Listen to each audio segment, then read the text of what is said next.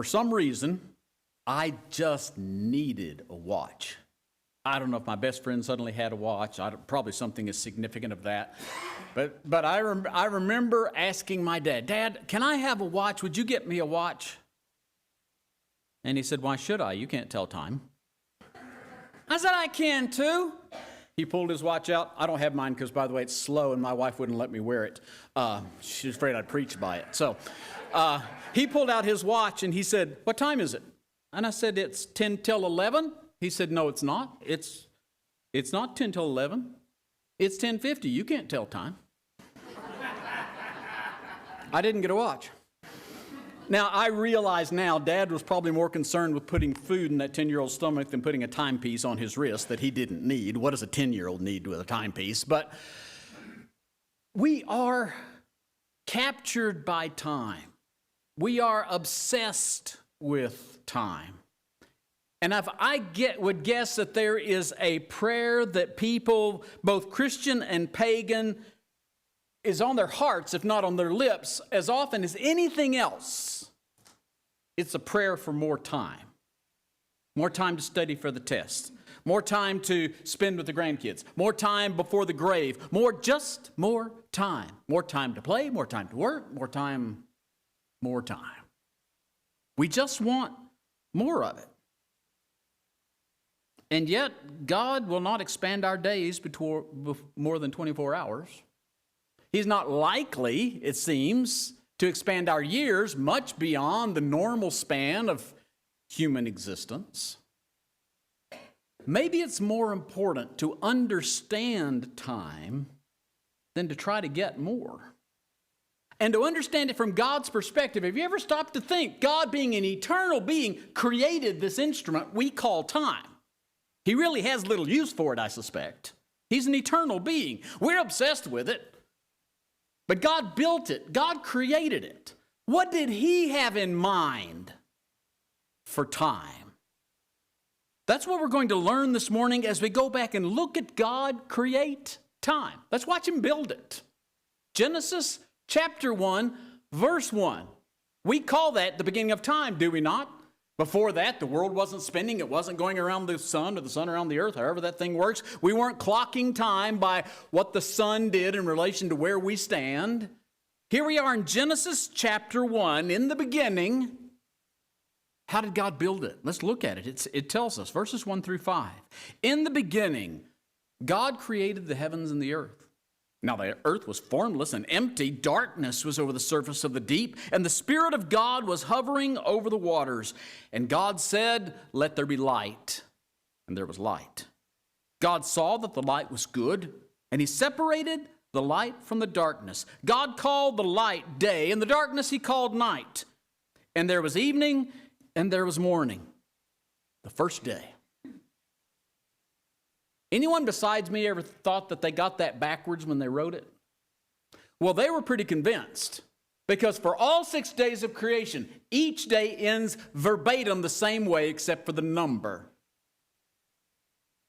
And there was evening and there was morning, the first day. And there was evening and there was morning, the second day. And there was evening and there was morning, the third day. Ad infinitum, down to today. There was evening and there was morning, today. That's how God built time. It began in the evening. And it's trying to teach us how God views time and how we should view time, because God also seemed to build us, in general, with few exceptions, to sleep at night and to work during the day. So why does the day, in God's way of looking at things, begin in the evening? What that tells me is when we wake up and when we go to our duties for the day, we are joining God's work in progress. We're not starting it. We're merely joining it. It started centuries ago. It continues through the night without our assistance. It's a work in progress. I remember many years ago when I worked fairly regularly via email with the missionaries in Uganda. And I would get to my office bright and early and open up my email and found out they had been joyfully at work for hours without my assistance. And they seemed to think that was normal. I figured out that I was joining the mission work already in progress. It didn't stop because I laid my head down to rest. It didn't start once I decided to get to my desk. It's God's work. And God is not captured by that clock. He doesn't have to get to bed at a certain time. It's always going on. This Genesis rhythm, as I call it, teaches us an elemental truth. It all begins with God. It begins this way. I go to bed. That's how it starts. I go to bed and get out of the way. Let God do what God's doing all the time. And I wake up in the morning wondering what he did with my small contribution the day before. But I have come to understand that it didn't all ride on me. It wasn't my responsibility. We sing the song sometimes, this is my Father's world. Not mine.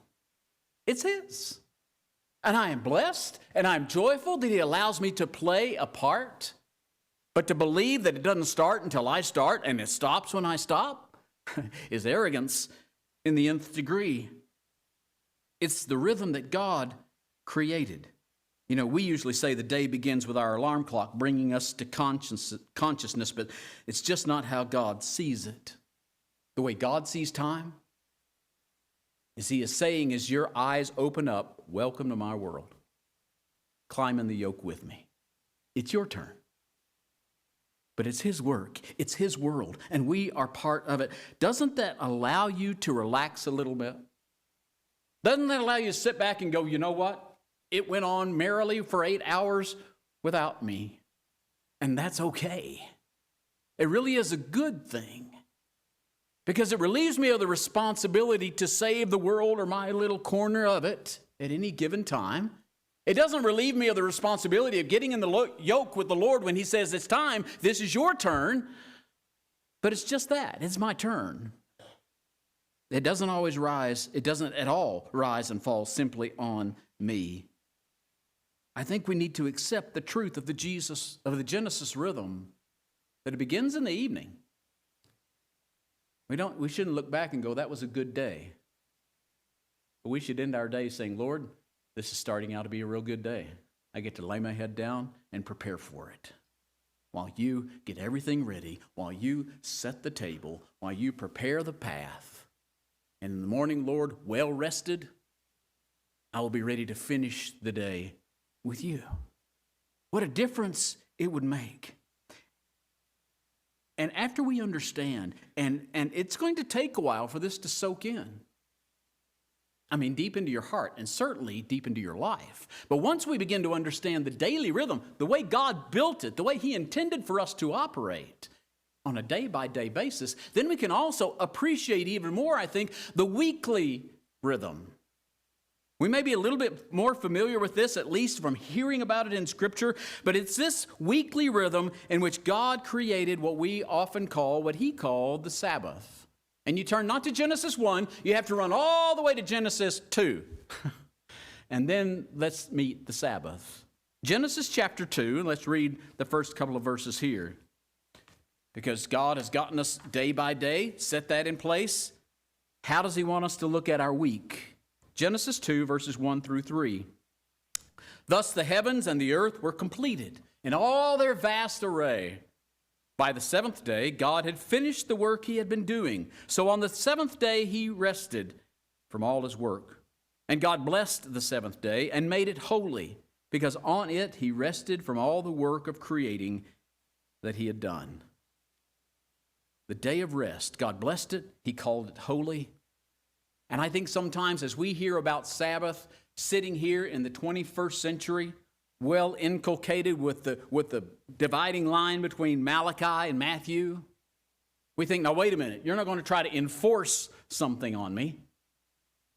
What, are we in kindergarten and we don't want to be told to rest? Can I have an amen from that? No, not most of you are already resting just a little bit. Okay, now, Sabbath is not necessarily between 10:30 and 11:30 on Sunday morning, but Sabbath is not Saturday. Sabbath is rest. Sabbath is not simply exhaustion taking over. It is the cessation of labor. God was not tired. He didn't need to rest because he was tired. He ceased building what we call creation. That's what that word means. Just stop. Here is Sabbath. It's a cessation from exertion. It is what we in America usually call wasting time. As if time were this precious commodity and we dare not waste it. Let me ask you, is it wasting it if it's using it the way God built it? He built it for a reason. You use it his way. That's sort of like saying I'm wasting my car because it's sitting there in my garage when I could be driving it to rob banks. Yeah, it's good for that. It's got a good engine. It's got terrific pickup. That's not what God built it for. So Sabbath is not a bad thing. I will even use, you'll probably hear me say it was enforced. But we shouldn't be forced. We shouldn't have to be forced to rest. I read a book many years ago by Wayne Muller about the Sabbath, and there were several interesting stories he told. One that I really loved was about a South American tribe. Someone was visiting, a missionary or something, traveling with them. Anyway, they were going on a several-day trek, and they're traveling and traveling and traveling, and suddenly, he said, they just stopped, and they camped. And without explanation, they camped for several days. And when finally he asked, why aren't we on the move? Why are we sitting here? And their answer was, we're letting our souls catch up with us. How many times have you outrun your soul? You have whenever you're saying, I don't know which way I'm going. I don't know which way is up. I can't keep up. It's because you've outrun your soul. You have stretched yourself too thin. You say, I don't have enough hours in the day. Beloved, that's not God's fault. That's yours. You've taken on too much. He gave you 24 hours. He didn't say, you'll need 26, Connie, so I'll give you 26 this. No, that extra 2 hours you took on. It wasn't what God gave you. These South American tribesmen understood sometimes you can outrun your very own soul, and you need to slow down. You need to rest. You need to waste a little time. And that's what God is calling them to. Why? Why did God separate the Sabbath? Why did he call it a holy thing? Well, I know of two reasons. Let's look at them. Exodus chapter 20 gives us one of them. We're looking here at the Ten Commandments as Moses records them here in Exodus and in Deuteronomy, and he's going to tell us what the Sabbath was about. Not just thou shalt keep it, but the reason behind it. Exodus chapter 20, let's read verses 8 through 11. He's been going through what not to do. In the negative, you shall have no other gods before me. You shall not make an idol. You shall not misuse. Here's the first one you could say is stated in the positive. Here's what you should do. In a word, stop. That's what you should do. Remember the Sabbath day by keeping it holy. 6 days you shall labor and do all your work, but the seventh day is a Sabbath to the Lord your God. On it you shall not do any work, neither you nor your son or daughter, nor your manservant or maidservant, nor your animals, nor the alien within your gates. For in 6 days the Lord made the heavens and the earth, the sea, and all that is in them, but he rested on the seventh day. Therefore the Lord blessed the Sabbath day and made it holy. Why keep the Sabbath? Why take the day and waste it rather than working hard to do what you do every day? Well, we're told, first of all, because God did. And he called that time of cessation of labor a holy thing. It didn't monopolize his week. He didn't take 7 days off. He didn't say, I'm through working with this creation and this population and these people forever. No, he took the day to teach us there's a time to stop. He called it a holy thing. And notice, and we will see this more than once, in verse 10, what I think is so critically important. The seventh day is a Sabbath to the Lord your God. So while much of what I'm saying sounds like it's all about us and what we need most of all is God. And if we're outrunning our souls, we have no time for him. Not critical time. Not enough time for God to really soak in. For God to really get our attention.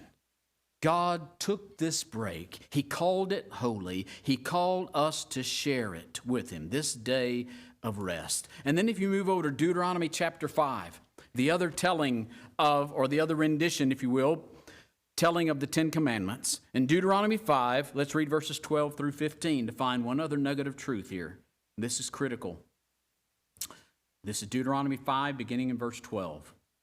Observe the Sabbath day by keeping it holy as the Lord your God has commanded you. 6 days you shall labor and do all your work, but the seventh day is a Sabbath to the Lord your God. On it you shall not do any work, neither you nor your son or daughter, nor your manservant or maidservant, nor your ox, your donkey, or any of your animals, nor the alien within your gates, so that your manservant and maidservant may rest, as you do. Remember that you were slaves in Egypt, and that the Lord your God brought you out of there with a mighty hand and an outstretched arm.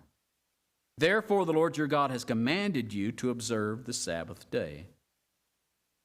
I didn't see this coming. I hope you heard it. That while Moses tells the people the commandments of God, he adds some information here that's not recorded in Exodus.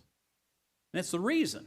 And the reasoning here is sound, and the reasoning here is stimulating. It should really awaken the ears of these Israelites who used to be Egyptian slaves. Why stop working? Well, he says it's not just for you, but it's for your family. It's for your servants, your slaves, if that was the case. It's even for your ox. It's even for your donkey. Everything should stop working. Why? Well, he tells us, I want you to remember this too. You were slaves in Egypt, and God brought you out. What happens when a man becomes a slave? What happens to the way the world around him looks at him? He becomes nothing more than a tool, an instrument, something to serve the master, chattel, property. That's why he says not only you to rest and your families to rest, so are your servants, so are your slaves. They are to rest as well. Because when we do not rest, when we do not allow others to rest, we begin to treat them as if they exist only to serve us. And I was severely convicted as I prepared this lesson when I thought about how I sometimes serve the people, when I sometimes treat the people, say, at Arby's. I love Arby's. I love the food. But I have a problem with them in that they keep overcharging me. I mean, sometimes as much as 38 cents. Irritates me to no end. I complained to corporate, and all they did was send me a coupon. They didn't even send me the 38 cents. Now, really, I don't think I ever get severely angry with that 16-year-old kid that's just doing his best just to make change and hand it back. But why should I get irritated with them at all? Because they're my property. They exist to serve me. I'm treating them as if they're slaves. And if all I see in them is someone who is there to perform a service for me, that's why they exist, then I am not resting in the Lord, and I'm not understanding where I came from. And I'm not understanding also the second half of this is these people, when they were slaves, could not release themselves. They could not work themselves out of slavery, and neither can you. Working harder will not solve your problem. You become a slave to yourself. You become a slave to the clock. You become a slave to the bank. The Lord says you need to take enough time to sit down and rest in me and focus on me until you understand afresh, week after week after week, this is my world. Welcome to it. But I'm going to take care of it. And I'm not going to treat you like a slave. I'm going to give you time. I'm going to insist that you take time to rest and to restore yourself in me. The Sabbath day was used on a certain day for the Hebrews, and they saw it as a day of joy. They had festivals and they had celebrations and they had parties, but they didn't go to work. They didn't go just do what they did every other day of the week. They lay aside that responsibility to celebrate God, to celebrate family, to enjoy that time. And I know for many Christians, Sunday is the Sabbath. And I don't mean that in a legalistic term, but I mean a day of rest. When we are busy, busy, busy Monday through Saturday, and then Sunday somewhere between 8 a.m. and 8 p.m., we sort of take that time and rest, and that's good. It doesn't have to be a Sunday. The Lord didn't say, okay, we're going to move Saturday to Sunday right after the resurrection. Put it on your calendars. He's saying you need to rest every single week. You need to take time to connect with me. And you got to find some time of silence, some time of peace, some time when you're not trying to fix some problem for yourself or somebody else. That's hard to do sometimes. It's hard for me to unplug from the job or the jobs and saying, but I'm thinking about this one, but I'm thinking about that one. Just breathe, brother. Just breathe. Darla and I have started walking in the evenings, and we were walking last night and talking, and she said, I enjoy walking, and this has been good, but I don't think I'm losing any weight. I don't think I'm losing any inches. It's just not working. But we both agreed as we talked about it, the bigger benefit is the fact that we're not listening to our phones or looking at them. We're unplugged from television. It's just us. And that's better than any health benefit I could find otherwise. Doesn't God deserve that kind of attention? Isn't God worthy of your, I almost said the most ludicrous thing I could have said, your time? Well, that would have been stupid, wouldn't it? We got to quit thinking that way. God built this thing called time, and he said, let me show you how it works. If you'll follow it the way it works, it does that. It just works. Again, going back to that book I read concerning the Sabbath, he said the practice of Sabbath is designed specifically to restore us, a gift of time in which we allow the cares and concerns of the marketplace to fall away. We set aside time to delight in being alive, to savor the gifts of creation, are necessary to give thanks for the blessings we may have missed in our necessary preoccupation with work, a day of delight, a sanctuary in time. In this sanctuary, we make ourselves available to the insights and blessings that only come through stillness. I would have brought a physical illustration here, but it wouldn't have worked because I need a flat surface and this is too tilted. But if I'd brought it, you've got good imaginations, you can follow this. I was going to put some dirt in a clear glass jar and fill it with water and then shake it up. When I set it down there, you can't see through it. It's filthy. But as I preached, it settles out. By the time the sermon was over, you could see through it. You'd be willing to drink out of it. That's what your soul needs. It's what my soul requires. To be able to rest in the Lord, to take the time he has given us and use it the way he taught us to use it. The invitation to rest is rooted in a spiritual gravity that allows things to clarify when the busyness, when the agitation is removed, and we just let it settle. It is a way to live at peace. When Jesus saw a crowd of people, the Bible tells us in the book of Matthew that he went to them because they were harassed and helpless. And I thought, boy, I've seen that in the faces of so many people, including the guy in the mirror. And I believe a lot of the reason is because we have not obeyed the Genesis rhythm. We have not accepted that it doesn't start with us. It starts in the evening as we lay our heads down. God says, I've got this. When you get up, it'll be ready for you.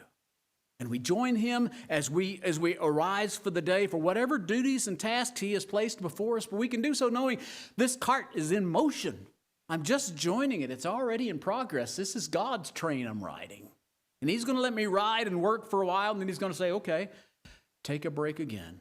But he's never going to say, you have to ride this train every single day, and don't you ever think about taking your hand off the tiller or stop. No, you need to rest. You need to stop and listen to the quiet. Let the dust, the dirt settle so you can see things more clearly again. You're going to need that on a very regular basis. Don't we all? Listen to these words. He makes me to lie down in green pastures. He leads me beside still waters. He restores my soul. We all need that.